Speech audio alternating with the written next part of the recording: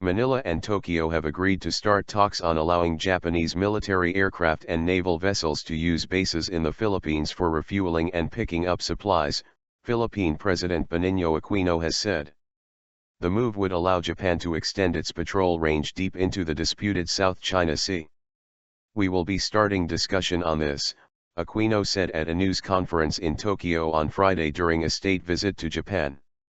Japan is considering joint air patrols with the U.S. in the South China Sea, sources told the Reuters news agency in April, in response to China's increasingly assertive push for influence as it builds airstrips and other man-made islands in the disputed waters.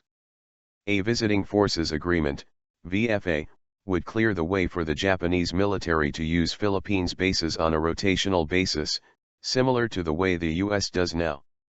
An ability to refuel close to the South China Sea would allow Japan's Air Force to keep their aircraft on patrol longer and cover a greater distance. The decision to start talks on a VFA was not included in a joint statement on Thursday after Aquino met Japanese Prime Minister Shinzo Abe. The two leaders, however, discussed the VFA and agreed to open up negotiations, a source with knowledge of the meeting told Reuters. He declined to be identified because he was not authorized to talk to the media. Nazi Germany comparison. Unable to match the scale of the Chinese fleet, Manila is looking for allies in its territorial spat with China. Aquino on Wednesday sparked ire in Beijing by comparing it with Nazi Germany in the run-up to World War II.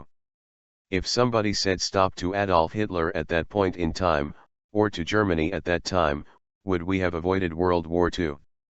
He said in a speech to business leaders.